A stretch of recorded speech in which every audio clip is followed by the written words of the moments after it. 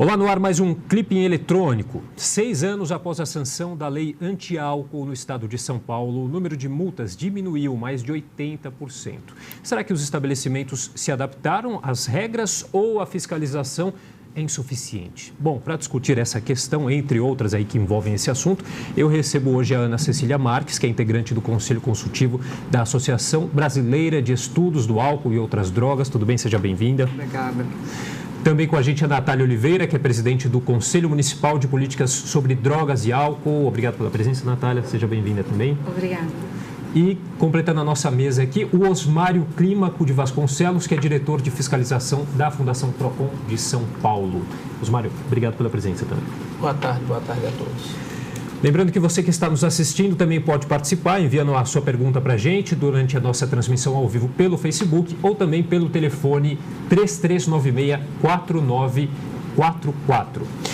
Bom, a gente está falando aí da lei 14.000, deixa eu pegar aqui, eu estava com o número aqui. 14.592, de 19 de outubro de 2011, né, conhecida como a lei anti-álcool para menores. Essa lei ela proíbe a venda ou que se ofereça ou permita o consumo de bebidas alcoólicas para menores. Aí é o assunto que a gente vai tratar, mas antes, para a gente começar, eu queria começar aqui pela Ana Cecília Marques, explicando para a gente um pouquinho como que é esse trabalho desenvolvido pelo Conselho Consultivo da Associação Brasileira de Estudos do Álcool e Outras Drogas. Então, a BEAD é uma associação sem fins lucrativos, composta por profissionais de todas as áreas que se interessem pelo tema, e a única função da BEAD é prevenção por meio da demonstração, dos seus congressos, dos seus encontros, das evidências científicas na área.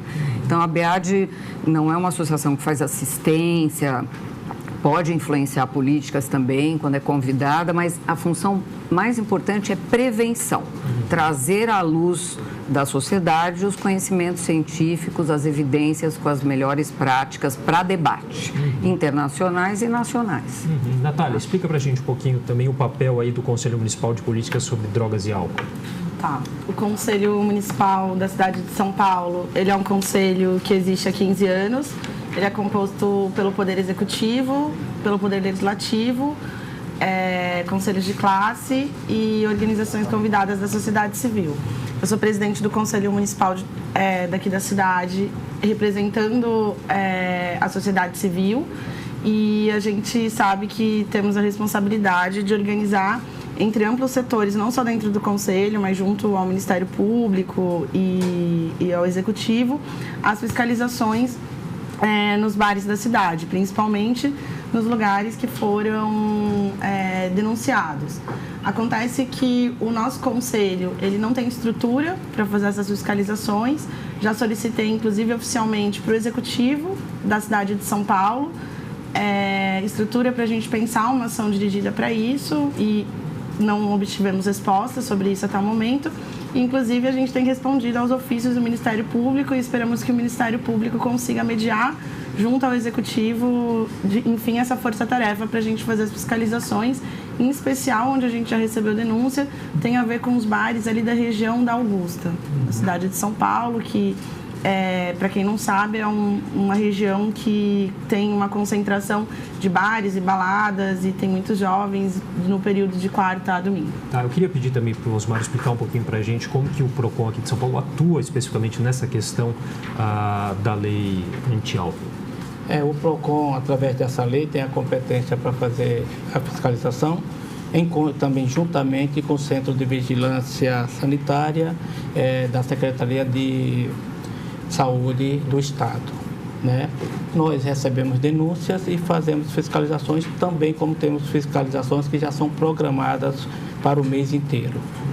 E o PROCON tem feito bastante fiscalizações e o PROCON entende que essa é uma das leis que, juntamente com a lei antifumo, que deram resultados, que tem caído bastante a quantidade de infrações. O PROCON tem autuado menos porque realmente é uma das leis que nós entendemos que pegou. Mas a gente ainda vê muitas reclamações em relação a essa questão, né? Como eu falei aí no começo do programa, o número de multas diminuiu mais de 80%. Houve aí uma queda também de 39%, 39,3% nas ações da vigilância sanitária aí de 2012 para 2017. O que acontece? Eu queria ouvir um pouquinho de cada um agora. A gente avançou nessa questão ou temos aí um problema de fiscalização? Na minha opinião, né, eu não acredito que tenha um problema de fiscalização unicamente, né? Do ponto de vista de uma política de sucesso, uma lei só não basta, né? Uma política de drogas, de álcool, no caso, envolve prevenção, envolve assistência adequada, baseada em boas práticas e também controle da oferta, que essa lei se direciona para isso, controlar a oferta de álcool para menores. Então, eu não acho que é só a fiscalização que diminuiu, multa diminuiu, não acho. Eu acho que tem uma rotina, como o colega falou aí, mensal e também espontânea quando há demanda, mas faltam as outras políticas serem implementadas para que a política inteira faça diferença. Uma lei sozinha não é a política de álcool de lugar nenhum do planeta. Né? Vocês compartilham da mesma opinião, Ana Cecília? Claro.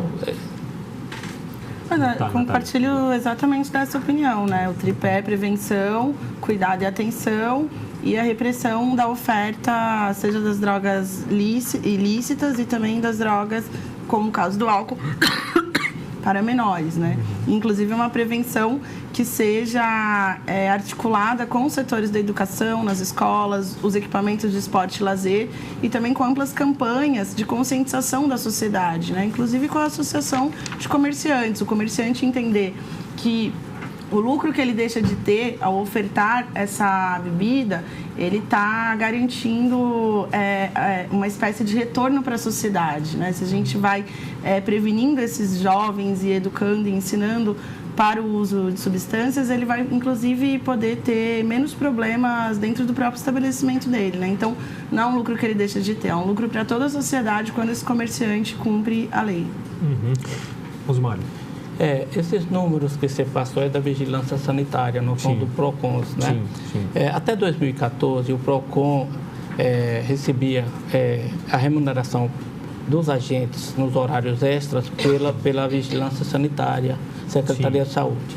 Em 2014, houve um decreto do governador e o PROCON passou a, ele mesmo, com recurso próprio, bancar essas fiscalizações. Diante disso, nós fizemos uma programação e não diminuímos em momento algum, até porque o PROCON teria como financiar essas campanhas, tá?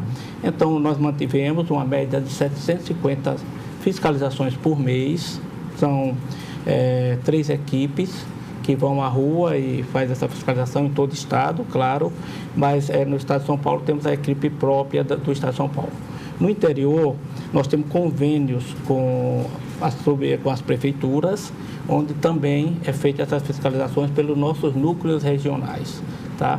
Então, o PROCON tem sido bastante atuante e não teve essa queda realmente no nosso número de fiscalização.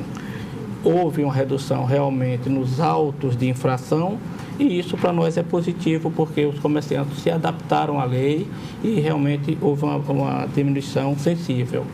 Mas está sempre atuando, quando aparece o problema, nós estamos sempre fazendo autuações. Agora, a gente tem também uma lei municipal, né, que foi regulamentada em 2008 pelo ex-prefeito Gilberto Kassab, que prevê a participação da prefeitura tanto na repressão como na conscientização sobre o consumo de bebida alcoólica, né? E esse decreto diz que o Conselho Municipal de Políticas Públicas de Drogas e Álcool, o COMUDA, que seria o responsável por coordenar essa implementação dessas ações, né? Algo que na prática acabou não acontecendo, né, Natália? Por quê? Exato. Eu vou falar do histórico que eu tenho disso no município. Essa lei, ela vem na esteira da lei estadual, e ela faz parte de um período que o Conselho Municipal, ele tinha a estrutura, ele ficava localizado na Secretaria de Participação e Parceria, que existiu até a gestão Kassab e foi extinta logo no início da gestão Haddad. Desde então, o Conselho ele ficou sem nenhuma estrutura, ele ficou só sendo acompanhado pela Coordenadoria Municipal de Políticas de Álcool e Drogas, que fica localizada na Secretaria de Direitos Humanos, mas que não contava, inclusive contava com um funcionário só, né, para apoiar o conselho e apoiar todas as políticas municipal de drogas. Nessa troca de gestão, inclusive, a Coordenadoria Municipal de Políticas de Drogas e Álcool da cidade, na troca do Haddad para o Dória, deixa, inclusive, de acompanhar o Conselho. Hoje, o Conselho, ele acontece na cidade de maneira voluntária, principalmente a partir das iniciativas da sociedade civil.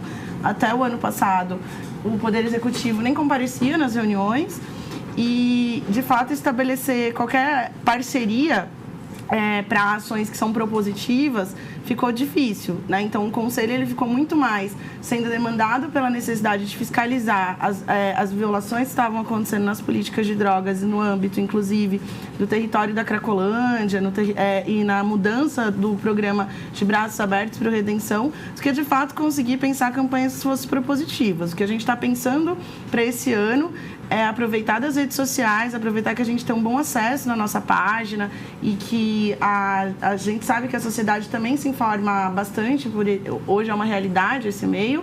A gente quer criar uma campanha para a Copa do Mundo, aproveitando que na Copa do Mundo tem um incentivo ao uso de bebida alcoólica, tem um aumento de propaganda desses setores das bebidas alcoólicas na televisão. A gente queria aproveitar esse mote para chamar a uma campanha de conscientização e responsabilidade, mas a gente sabe que isso é muito limitado diante do volume que tem de publicidade para esse tema num período como Copa do Mundo, por exemplo, mas é o mínimo que a gente consegue fazer porque a gente tem muito compromisso com essa pauta. Né? Falando em limitado, a gente tem em todo o estado cerca de 4.000 funcionários habilitados aí para fazer esse treinamento aí em ações nessa questão, né, dessa lei, né?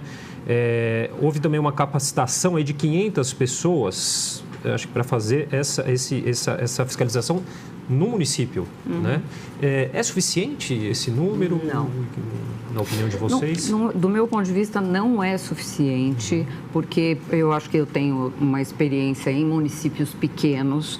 Essas ações não chegam no município pequeno, né? Elas são mais restritas aos municípios com mais de 200 mil habitantes, né? Que têm mais profissionais, mais funcionários, mais recursos, estão mais próximos da capital do estado e, portanto, fazem essa política funcionar um pouco melhor. E, além disso, é a mesma questão da integração das outras ações. Se não houver prevenção, o comerciante ele vai receber a visita da fiscalização, ele vai se comprometer a cumprir a lei, você sensibiliza e, dali uma semana, ele continua a vender para menor. A gente fez essa experiência no interior, no município bem pequenininho. Quase 70% dos comerciantes vendiam bebida alcoólica para menor. Fizemos uma ação de sensibilização, de mudança, de conversa, né, de fazer uma ação de lobby até comunitário, que é uma ação preconizada, né, que funciona para a saúde, para questões da saúde, funcionaria para essa também. Depois de 2 anos fazendo todas essas ações de sensibilização, voltamos a fazer um teste do poder de compra do adolescente. 100% das meninas estavam conseguindo comprar quando era 65% na ação de compra antes da sensibilização. Então, o que isso nos diz? Que faltam a integração das outras políticas e mais, que a propaganda é maciça. Uma campanha de prevenção universal apenas não funciona para combater a propaganda. A propaganda vende o produto, vende para a mulher, vende para a menina e nós ficamos enxugando o gelo. Agora, essas ações de sensibilização, elas atingem também os próprios adolescentes, sim, e os pais deles? Acho que é importante também. As ações de sensibilização foram feitas em todos os segmentos sociais. Foram feitas na educação, escola municipal, por meio da escola de pais, escola estadual, por meio da escola de pais. São programas do governo e que o município adota. Foram feitas ações no CRAS, no CREAS, onde as famílias buscam ajuda ou por problema de drogas ou por outros problemas. No comerciante, que é ação local, objetiva, direta, inclusive oferecemos capacitação para os comerciantes na Câmara Municipal, aberta para a sociedade. e nada disso mudou a venda para menor. 100% das meninas com menos de 18 anos compraram bebida alcoólica sem pedir o documento, sem qualquer restrição. É aquela velha impressão que a gente tem que no Brasil as coisas só funcionam quando há punição, né? Porque parece, pelo que você está falando, esse trabalho todo de sensibilização não surtiu os resultados. Não surtiu. No caso, quais são as punições para os agentes dessa questão envolvidos, aí, os comerciantes ou os adolescentes que compram a bebida alcoólica, os menores de idade? Há punições? Como que são essas punições? Porque, pelo que a gente tem, nenhum estabelecimento foi fechado até hoje, né? Por burlar essa lei, né? Lá nesse município nós fechamos um. Fechou? Fechamos um. Os estabelecimentos são autuados, as multas são até razoavelmente altas, não é? E depois da reincidência, sim, pode ser encaminhado para a cassação do CNPJ da empresa, da Receita e da Secretaria da Fazenda também. E podem ser fechados, sim. O que nós falamos, eles têm se adaptado, pelo menos na cidade de São Paulo, nós temos vendo que houve uma melhoria muito grande. Temos que ter muito cuidado também com as conveniências de posto de gasolina, porque o adulto entra e compra e leva para o menor. Só que a lei, ela é mais ampla. Usar, mesmo que você esteja lá fora usando, quem é o responsável é o estabelecimento que vendeu. E também ele pode ser autuado. Não é só a compra pelo menor. Um adulto pode comprar, mas se estiver usando naquele estabelecimento, aquele estabelecimento também pode ser autuado e até fechado. Mesmo que ele não tenha vendido aquela... Exatamente. Não pode, o uso no local também é uma infração. Ainda sobre essa questão da sensibilização, a gente vê muito essa questão da bebida alcoólica perto de universidades, escolas. Essa sensibilização, ela atinge também essas escolas, essas universidades, enfim? A fiscalização, ela vai até os locais perto da faculdade, naqueles bares, para verificar se tem menor. Só que, geralmente, na faculdade, o aluno entra já está ali 17 para 18 anos. E após 18 anos, já não cabe, essa lei já não pune, não é? Que poderia ser isso estendido, no meu entendimento, até 20 e poucos anos. Deveria, o jovem, né? Com 18 anos, é muito ainda...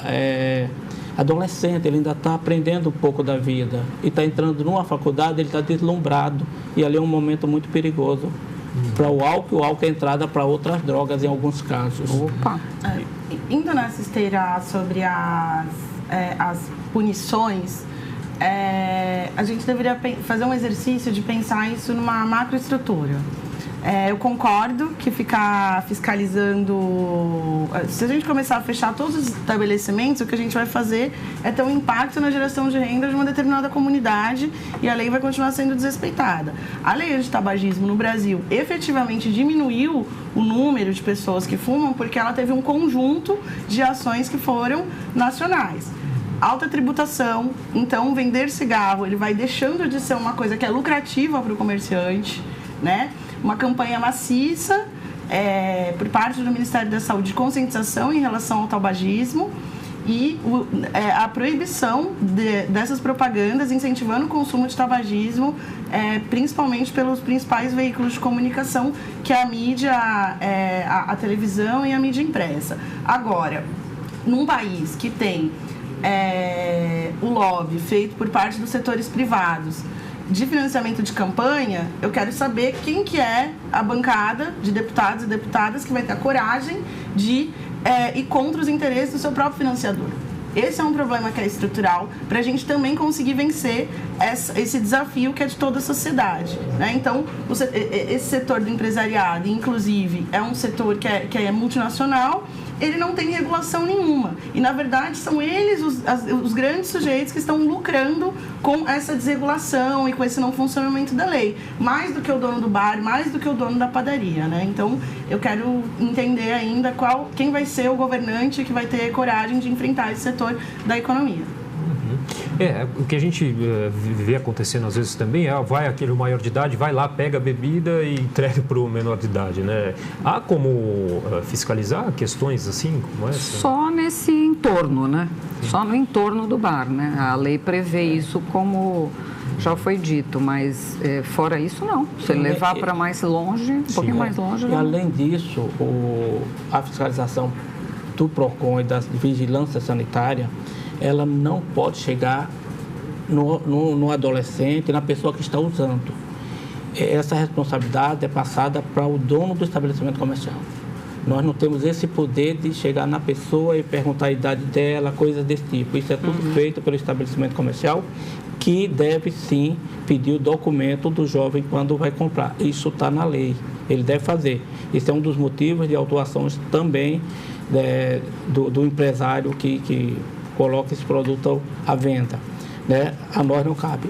Agora, também tem casos que ele extrapola, que aí vira caso de polícia. E realmente cabe à polícia militar e em alguns casos, chega até um inquérito policial na Polícia Civil.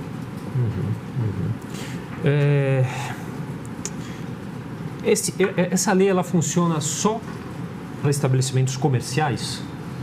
Não.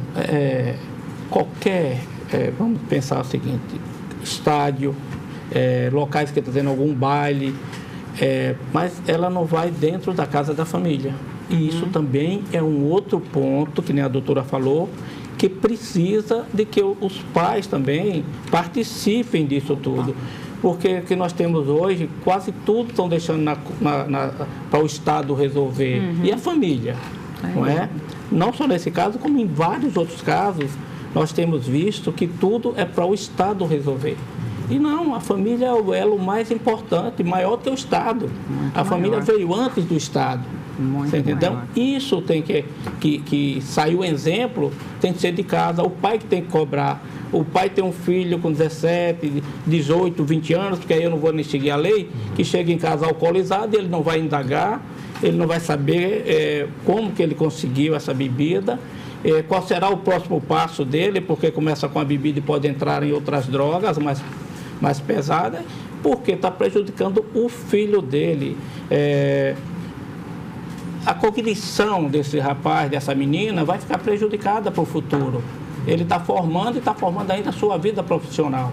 Então, é uma responsabilidade, no meu entendimento, muito grande da família. Olha só, de acordo com a Organização Mundial da Saúde, a OMS, em todo o mundo, cerca de 11% das pessoas que bebem têm ao menos um episódio de consumo excessivo por semana. Os homens são os campeões. Para cada mulher que abusa da bebida, 4 homens fazem o mesmo. O levantamento feito pela entidade indica que homens brasileiros bebem até 24,4 litros de álcool por ano, enquanto que a média no mundo é de 6,1 litros. Já as mulheres bebem 10 litros em média. Mas eu acredito que isso tem mudado bastante com o passar do tempo, né? No caso das mulheres. As mulheres estão bebendo mais. Né? Estão bebendo cada vez mais e abusando. Inclusive o aumento, nós temos 2 séries históricas no Brasil, que são considerados levantamentos confiáveis, com metodologia e que representam o Brasil, 2006 e 2012. Então, antes da lei e depois da lei. Né? Dessa lei não, mas da lei de drogas que mudou, essa lei estava acabando de ser promulgada. Mas, enfim, o aumento do consumo entre mulheres e mulheres jovens aumentou 40%. E os homens está estável o consumo. Eles são, é o perfil que abusa mais? É sim. É o perfil que tem mais problemas? É sim também. Mas o consumo entre mulheres está aumentando demais. E uma política para elas é imprescindível. Tem que ter um capítulo, dentro do capítulo das políticas de drogas no Brasil, para as mulheres, porque é diferente tratar de mulher, é diferente fazer prevenção e é diferente fazer prevenção para meninas. A menina tem um amadurecimento corporal muito precoce em relação aos meninos. Ela já tem um corpo de mulher com 14 anos. E o comerciante entende que ela é uma moça, que ela pode beber e não perde o documento. Isso é uma cultura que existe aqui no Brasil. Então, eu acho que para a mulher, nós teríamos que ter medidas muito mais específicas, melhor estudadas e urgentes.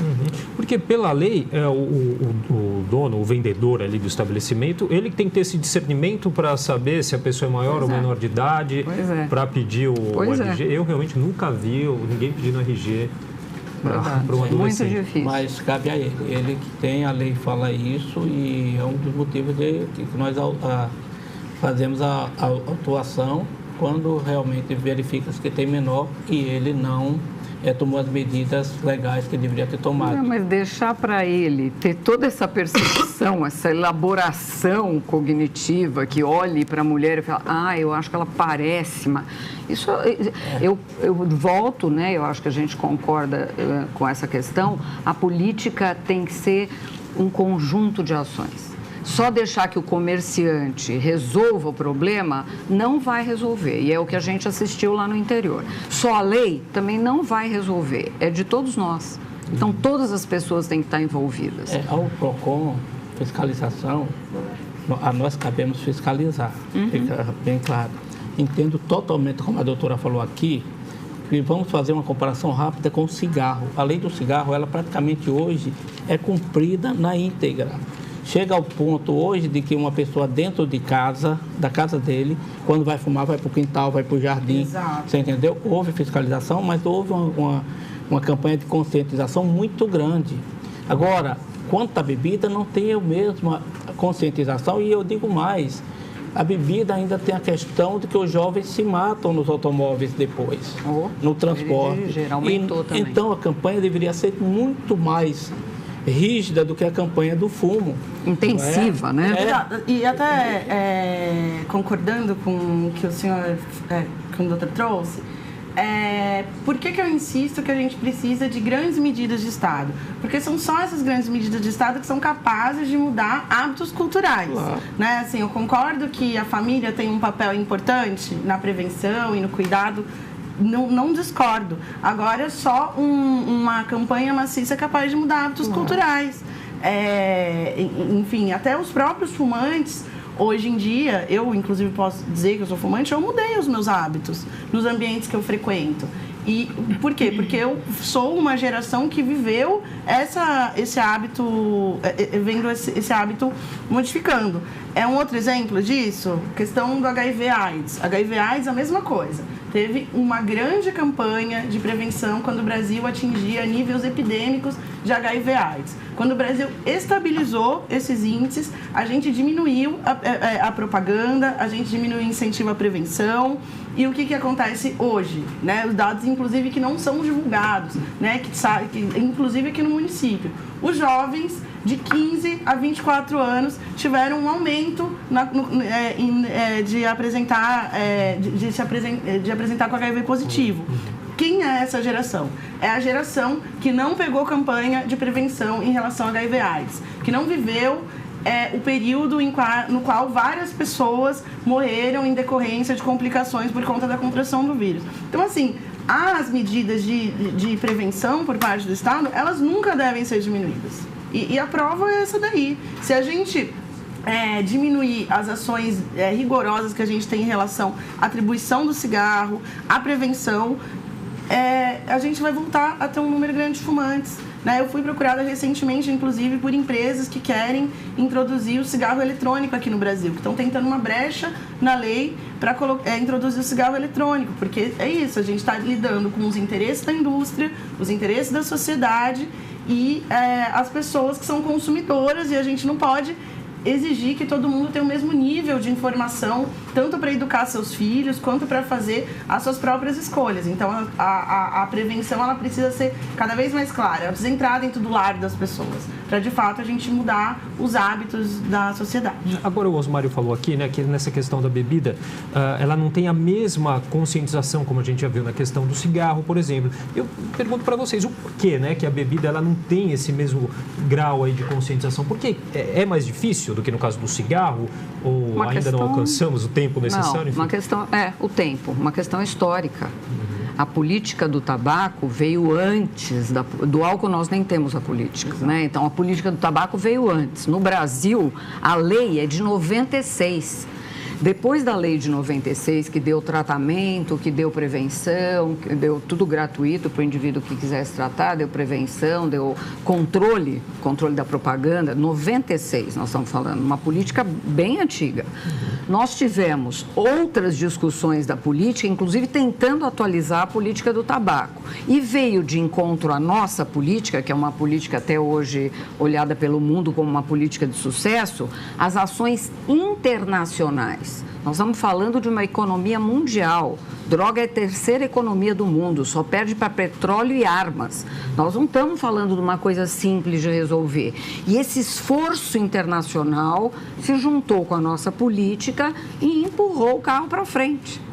Tá certo? O do álcool a gente engatinha. Nós não temos nada ainda. Nós estamos na mão dos produtores. O Brasil lucra muito com isso e perde muito com isso. Nunca fez a conta. E a política do álcool continua na gaveta. Em questão de saúde, é mais difícil também? A saúde também tá totalmente fora das ações. Por exemplo, nós temos ações do tabaco para tratamento do fumante na atenção básica. Nós não temos nenhuma ação para álcool em lugar nenhum. De vez em quando no CAPES. Por quê? Porque enviesa a cultura, mas falta uma política que trabalhe num tripé. Nós nunca tivemos prevenção de drogas no Brasil.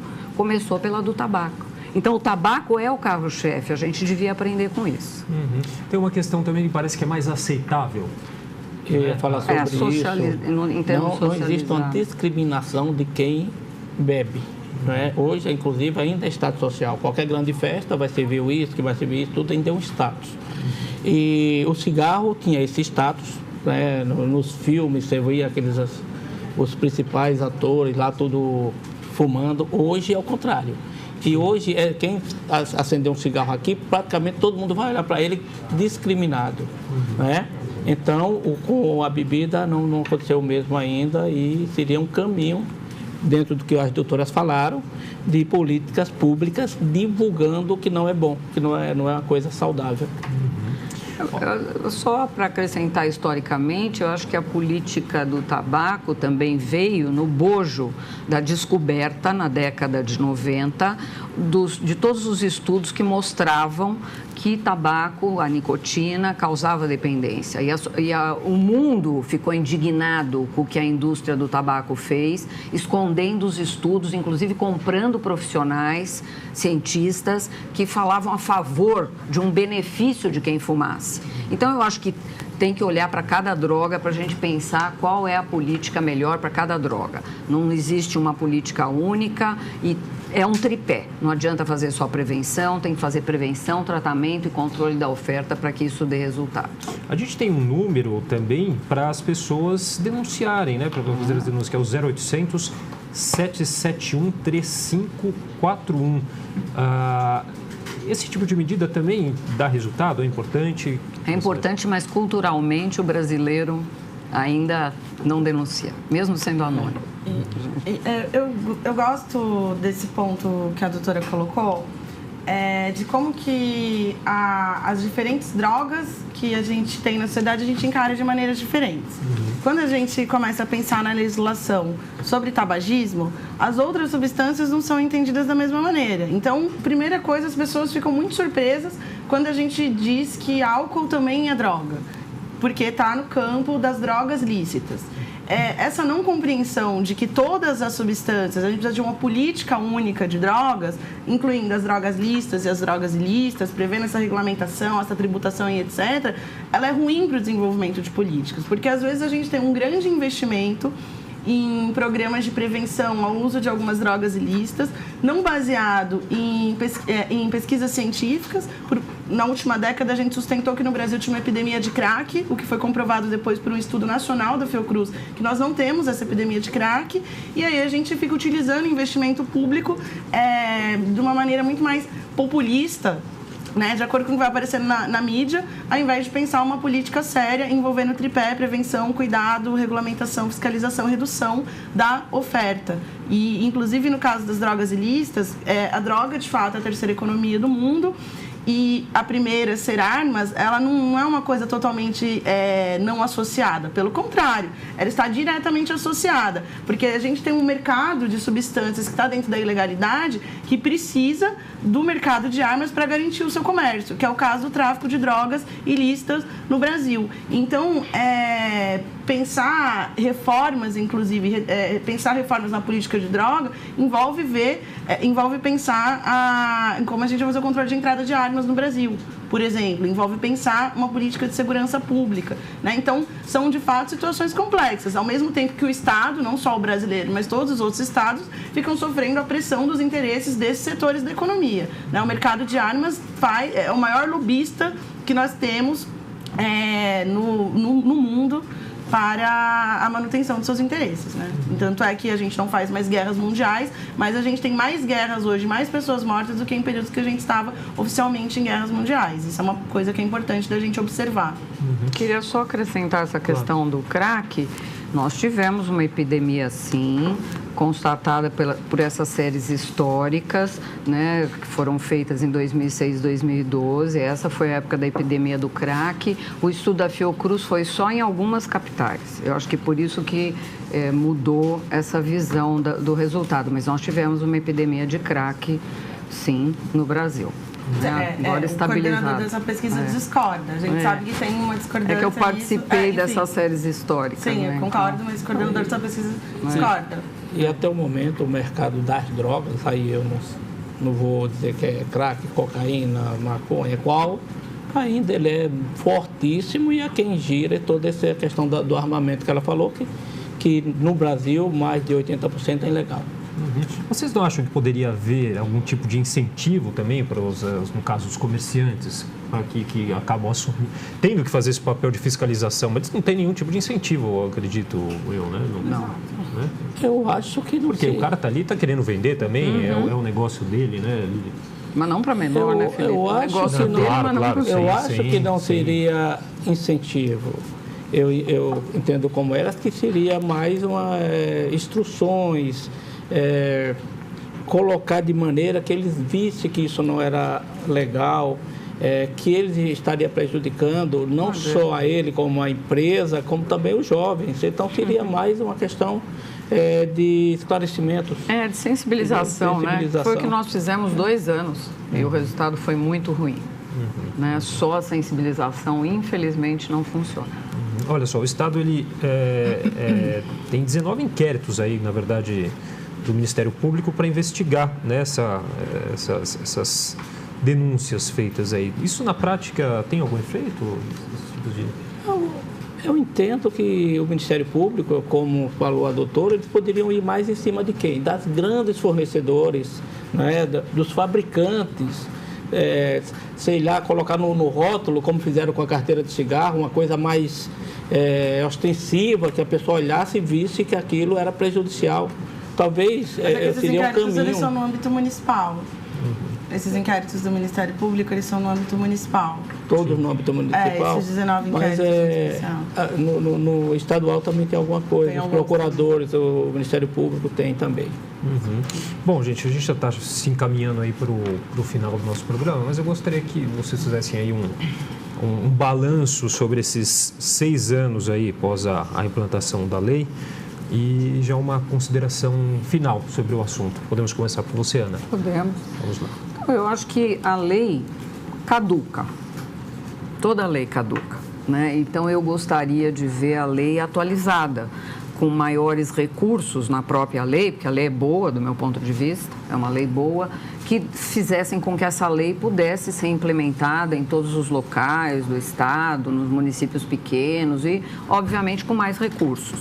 Mas sem a política integral, que a gente voltasse, nós tivemos 5 anos trabalhando pelo Brasil inteiro para escrever a Política Nacional de Drogas, que precisa ser atualizada também. Então, por que não fazer essa atualização das leis, colocar uma lei para 21 anos de acesso à bebida, porque o cérebro aí sim vai estar com mais recurso para se defender de drogas que atuam no cérebro. Então, no final, se a gente não atualizar os nossos recursos, eles ficam deficitários. E eu acho que eu recomendaria uma atualização das nossas leis relacionadas ao tema e que isso faria bastante diferença. Depois de atualizar, implementar a política que é lei no Brasil desde 2006 e não saiu da gaveta. Continuar fiscalizando, né? Exatamente. Osmário. No âmbito da fiscalização, o que nós entendemos é que quando se cria a lei, tem que se dar estrutura para os órgãos fiscalizadores. O PROCON tem conseguido manter, com recursos próprios, as suas fiscalizações, mas também gostaria de ampliar. nós temos um plano interno do PROCON que aumentaríamos as equipes com mais estrutura para fiscalizar mais, porque o estado é muito grande. E no âmbito municipal, como a doutora falou, está no momento sem nenhum apoio. O que é que temos que ver? Não adianta só fazer uma lei municipal se ela não tiver o apoio. Então, acho que nós estamos na casa certa, no local certo, para buscarmos esse apoio, doutora. Exato. Eu vim justamente por conta disso. Não é a primeira vez que eu venho nesse programa e eu sempre digo a mesma coisa, que o Executivo não dá respaldo para as ações do Conselho. Indo nessa esteira, a gente tem uma política nacional, um sistema nacional de política para álcool e drogas, e é importante a gente lembrar que nós temos muitos Brasis. Essa expectativa que a gente tem, agora criou a lei, essa lei ela vai acontecer da mesma forma em todos os lugares, com realidades totalmente diferentes, orçamentos, cultura, recursos totalmente diferentes, ela é um equívoco. Então, a gente sempre fica na frustração. Causa uma sensação, que eu não sei se é proposital ou não, de que parece que as leis não funcionam, de que parece que a política não funciona. Então, nesse sentido, a minha gestão ela acaba agora em dezembro. O que a gente está trabalhando junto à subcomissão de política de álcool e drogas aqui dessa Câmara, que é presidida pela vereadora Patrícia Bezerra. Nós queremos deixar como herança da nossa gestão pelo menos um projeto de lei que implemente um sistema municipal de política de álcool e drogas, já reatualizado, com as boas experiências que tivemos após o desenvolvimento do Sistema Nacional de Política de Drogas e Álcool. Tem experiência para ser ajustada, para ser melhorada, tem experiência que não deve ser repetida, né? Então, como que uma cidade do tamanho dessa não tem um sistema municipal integrado? E eu acho que o maior prejuízo ainda é que não fazer isso faz com que a cada 4 anos a eleição da cidade de São Paulo ela seja pautada por uma discussão reduzida no que se fazer na Cracolândia, né? Então, eu acho que é até uma responsabilidade que a gente tenta deixar enquanto conselho de melhorar o paradigma das eleições aqui na cidade de São Paulo. Vai ser melhor para todo o paulistano. Para quem precisa da política de álcool e drogas, para quem não precisa, para quem está na Cracolândia, para os trabalhadores que estão em outras regiões da cidade, que também recebem pessoas que usam drogas, e para ver se a gente melhora, inclusive, a qualidade da discussão das eleições aqui no município. Tá certo. Gostaria de agradecer, então, mais uma vez aqui os nossos convidados, a Ana Cecília Marques, que é integrante do Conselho Consultivo da Associação Brasileira de Estudos do Álcool e Outras Drogas, também a Natália Oliveira, que é presidente do Conselho Municipal de Políticas sobre Drogas e Álcool, e o Osmário Clímaco de Vasconcelos, diretor de fiscalização da Fundação PROCON de São Paulo. Muito obrigado pela participação e pelos esclarecimentos. E agradeço também a você que nos acompanhou em mais um programa Clipping Eletrônico. TV Câmara São Paulo, a política da cidade passa por aqui. Até mais.